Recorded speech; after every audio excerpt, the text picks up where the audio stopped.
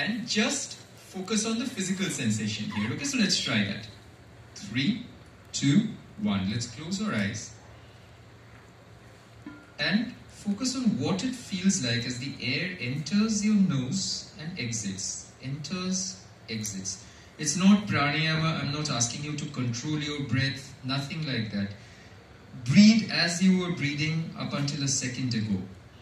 Just observing, just observing, just observing. Observing what? What it feels like as the breath enters and exits the body. As the breath enters and exits the body. That's all. Nothing more. Nothing more. There's 5 breaths like that. And open. If you were doing this with me, and open. So do you note, like, what did you notice? What did it feel like? Anything particularly that you noticed when you're doing this? It might equally be that no, I wasn't able to do it, which is not a problem at all. Like, I didn't particularly notice anything. I didn't notice the sensation of the breath. That's a fair answer. But as soon as you closed your eyes, and because I was kind of, so the mind has a great power that it's open to suggestions. So when I'm giving a suggestion, it kind of channels our minds in a certain way. So if anybody was able to feel the breath going in and out of the body, could anyone do that? Yeah? What did that feel like? Like something different from all the other times, right? So what did you notice?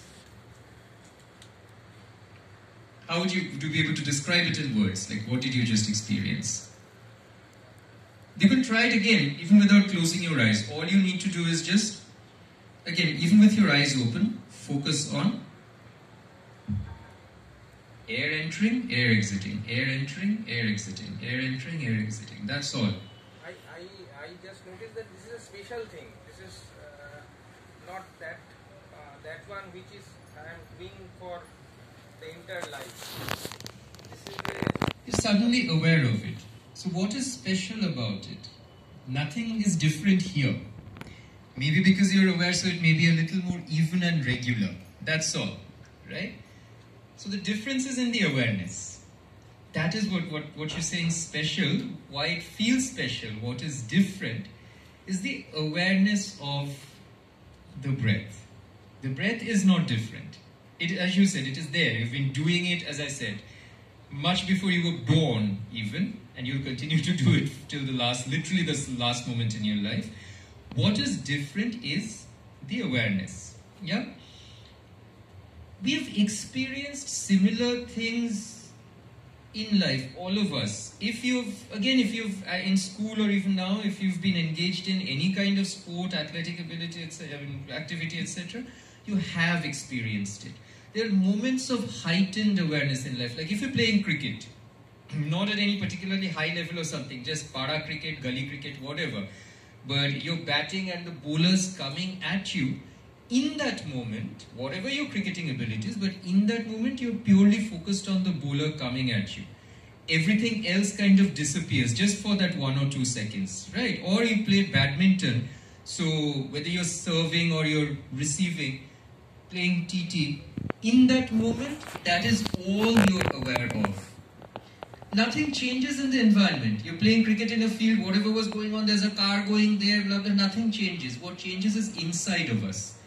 It changes in how much more we are aware of one particular thing. The bowler, or if you're a wicketkeeper also, you're aware of the bowler. If you're a fielder, you're kind of focused on the batsman and where she or he is hitting, etc. Same, you're playing badminton, so you're just aware of one thing.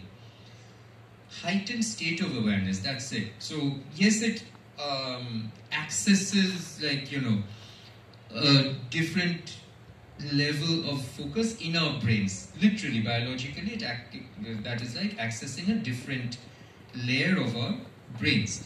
So your breath is there, it has always been there. You're just not aware of it yourself, but now you are. Okay.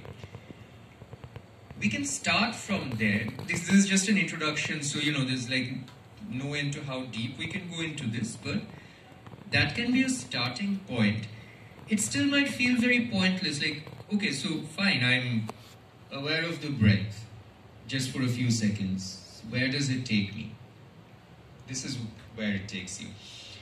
We can start with 30 seconds, like a sprint. And I don't just mean an athletic sprint. Those of you who are studying late, I don't know if you already studied this in college, maybe not, but later in the professional world, you'll come across things like Scrum and Agile and all of that.